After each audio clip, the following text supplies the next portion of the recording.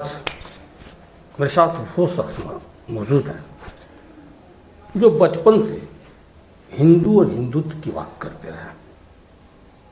संयोग कहिए या जिम्मेदारी, बजरंग दल के जिलाध्यक्ष हैं। लेकिन वर्तमान समय में जब इनकी ही सरकार है, कह सकते हैं बजरंग दल की ही सरकार है, क्या हिंदुत्व की रक्षा हो पा रही है?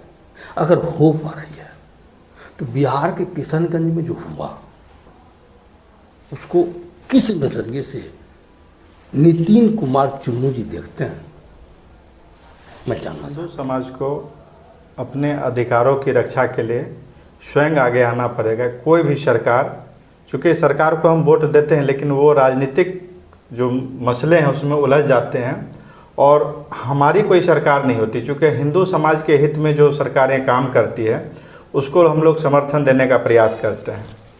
लेकिन कई बार क्या है कि जिन्हें हम वोट दे के भेजते हैं वो हमारी बातों को सदन में समुचित तरीके से या हिंदू समाज के हित में उठा नहीं पाते हैं, जिसका दंश आज आज़ादी के बाद अब तक हम लोग झेल रहे हैं। और यही स्थिति किशनगंज और पूर्णिया की भी है। आज आप देख रहे होंगे कि पूर्णिया में लगभग 150 परिवार के आने जाने का जो रास्ता है उसे अवरुद्ध कर दिया गया। वहाँ के सांसद महोदय भी बहुत सी बातें अपनी बेबाक तरीके से रखते हैं। हमने अपने सोशल मीडिया के माध्यम से उनसे भी आज आग्रह किया है कि वे जो 150 परिवार यानी 1000 आदमी हैं उनके आने जाने का रास्ता और पानी तो बंद करने की कोई चीज़ है नहीं। अब उसको किस आधार पर बंद किया गया है, क्या कानूनी पहलू है और लोग जाएंगे कैसे? आखिर शादी विवाह होगी, कोई भी कार्यक्रम होगा तो कैसे जाएंगे? तो वो जनप्रतिनिधि को देखना चाहिए।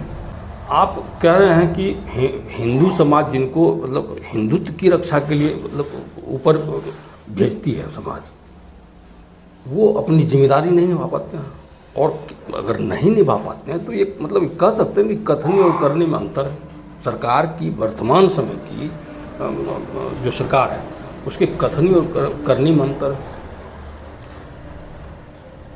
जब मुग़ल आक्रांताओं का हिंदू समाज पे जो दमन की प्रक्रिया थी वो बहुत तेज़ हो गई थी, बहुत सी बिल जो है सो राष्ट्र हित में नहीं थी, तब हम लोगों ने केंद्र में नरेंद्र मोदी जी की सरकार को स्थापित किया।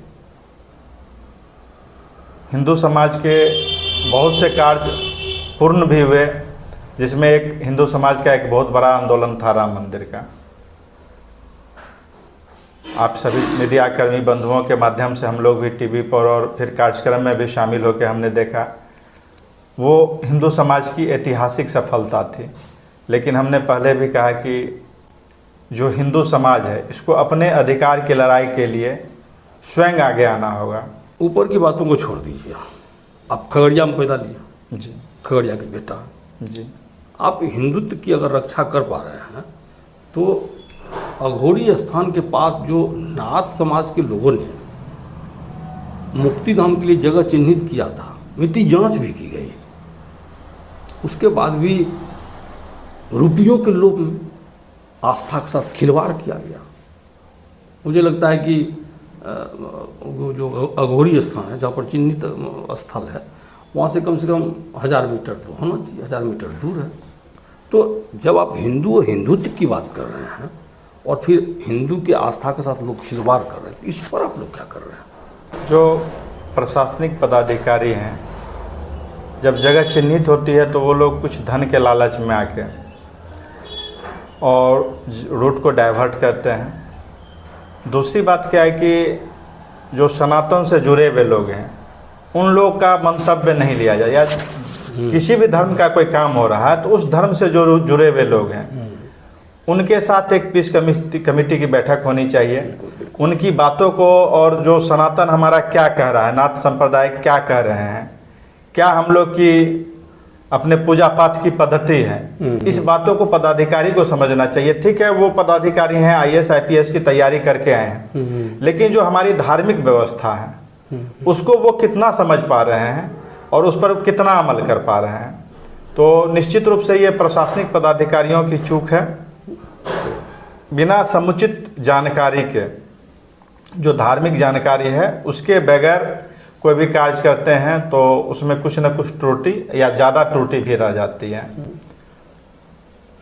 विभिन्न चैनल और आपके भी एक दो बार चैनल पे ये खबर चली थी तो हम लोग प्रयास किए, लेकिन समुचित जानकारी नहीं मिल पाती है। जब पदाधिकारी को फ़ोन किया जाता है तो टाल मटोल वाली बात होती है, और जो सनातन धर्म से जो जुड़े हुए लोग हैं उनकी राय, उनका जो मंतव्य है उसको जो है प्रशासनिक पदाधिकारी गंभीरता से नहीं लेते हैं। वैसे तो हम लोग का संगठन जब हिंदुत्व के विरुद्ध कुछ काम होता है तो हम लोग आंदोलन भी करते हैं, अपनी बात आंदोलन के माध्यम से या जो भी हो सरकार के पास रखते आए हैं।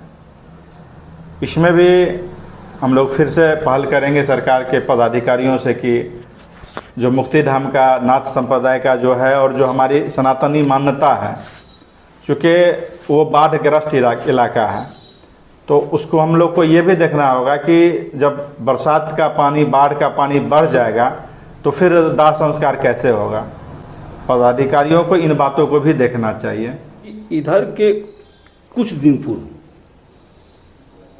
परबत्ता के विधायक डॉक्टर संजीव कुमार और खगड़िया के एमपी राजेश वर्मा के बीच जो कुछ हुआ, उससे नहीं लगता है कि कहीं न कहीं जो राजनीतिक परिधि है उसको ये लोग लांघ रहे हैं?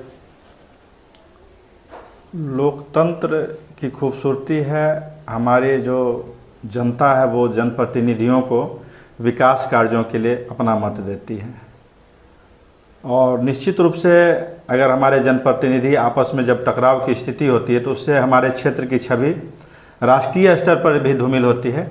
ये बात हमारे माननीय सांसद और विधायक जी दोनों आदमी को समझनी चाहिए, और कुछ अगर विषय है तो उसको उन लोग को आपस में बैठ के उसका निराकरण करना चाहिए। जो इस तरह का जो प्रकरण जो अभी सामने आया, ये दोनों और में किसी और से भी हम समझते हैं, व्यक्तिगत ये मेरी राय है कि ये उचित नहीं है, इससे हमारे ज़िले की छवि धूमिल होती है।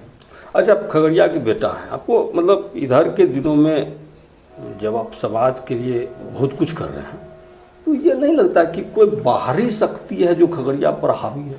यहाँ के स्थानीय लोगों को वो स्थान नहीं मिल पा रहा है जो बाहर से आए लोगों को मिल रहा है। हम लोग बालकाल में भी देखे, हमारे क्षेत्र से रामविलास जी राष्ट्रीय नेता के रूप में उभरे। खगड़िया की मिट्टी में वो गुण है कि अलग अलग क्षेत्रों में अपनी प्रतिभा को स्थापित कर चुके हैं। ठीक है, किसी कारणवश किसी राजनीतिक दल के द्वारा दूसरे जगह के लोगों को भी मौका दिया गया और जनता को लगा कि शायद बेहतर काम हम इनके द्वारा करवा सकते हैं, तो जनता ने उन्हें चुना। स्थानीय को प्राथमिकता होनी चाहिए। वैसे सांसद जी भी कहते हैं कि हम खगड़िया से जुड़े हैं, और कहीं न कहीं कुछ लगता भी है, और क्योंकि लोकसभा का चुनाव है, बड़ा क्षेत्र है, पार्टी की क्या मजबूरी रहती है सब हम लोग को उतनी तो जानकारी होती नहीं है, ये तो राजनीतिक दल का मसला है। लेकिन हम आपके चैनल के भी माध्यम से कहेंगे कि विकास प्राथमिकता होनी चाहिए। विवाद में समय समाप्त हो जाता है और कुछ मिलने को है नहीं, अंत में हाथ में कुछ नहीं आता, तो हम लोग विकास को प्राथमिकता दें।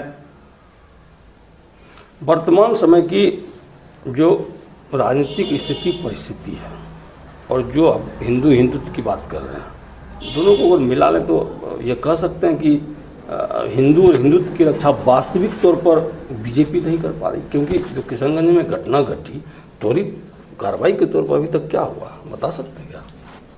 निश्चित रूप से हिंदुत्व की रक्षा के लिए हिंदू समाज को ही गोलबंद होना है।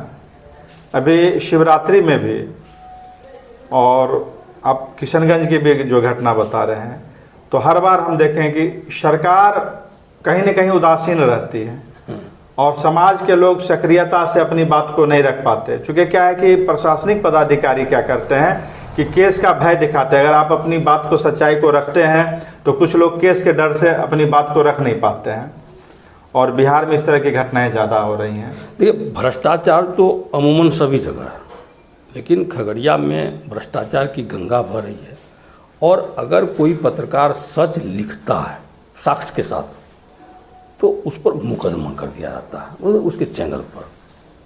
क्या लगता है कि एक वो संविधान में जो अधिकार मिला हुआ है समाज के प्रहरी को, उसका भी, उस अधिकार का भी कत्ल ये लोग कर रहे हैं? जहाँ तक हम समझ पा रहे हैं कि लोकतंत्र का चौथा स्तंभ जो है हमारे पत्रकार बंधु हैं, और निश्चित रूप से जो कुछ बातें प्रशासनिक पदाधिकारी के जांच में नहीं आ पाती है, वैसी भी बातों को हमारे पत्रकार बंधु उजागर करते हैं। कुछ पत्रकार बंधु, कुछ लोग चाटुकारिता करते हो, हम उसकी बात नहीं करते, लेकिन लोकतंत्र का जो चौथा स्तंभ है वो मजबूती से, चूँकि वो स्थानीय लोग होते हैं, वो मजबूती से किसी भी अपराध को भी सुलझाने में प्रशासन का सहयोग करते हैं, जो सच्चाई है उसको दिखाते भी हैं। लेकिन कई बार अगर ऐसी बातें जानने को मिलती है कि भाई पत्रकार बंधुओं पर कोई किसी तरह का FIR हुआ, तो निश्चित रूप से इसके लिए एक पहले जांच कमेटी बैठनी चाहिए। हमारे जो वरीय पदाधिकारी IAS IPS हैं, उन्हें अपने स्तर से इन चीज़ों को देखना चाहिए कि पत्रकार बंधुओं की कोई गलती है या फिर बेवजह उनको जो सो किसी केस में उलझाने का प्रयास किया जा रहा है। क्योंकि ठीक है, हम पत्रकार को, सरकार का भी मानना है, हम मानते हैं कि निरंकुश नहीं छोड़ा जा सकता, लेकिन इसका मतलब ये भी नहीं है कि आप बेवजह केस करके उनको आप परेशान करेंगे, सच लिखने से आप रोकेंगे। तो कलम की ताकत जो है वो बहुत बड़ी ताकत है, इसे दबाना अनुचित है। जो भूमाफिया लोग सक्रिय हैं, तो हमारे प्रशासनिक पदाधिकारी आखिर करते क्या हैं, यह विषय उनको समझना पड़ेगा। और जो यहाँ की खूबसूरती है जिसके लिए हम लोग जाने जाते हैं, उस व्यवस्था से छेड़छाड़ नहीं करनी चाहिए। आज के लिए इतना ही।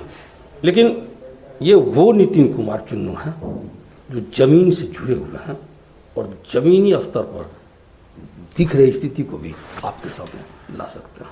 धन्यवाद।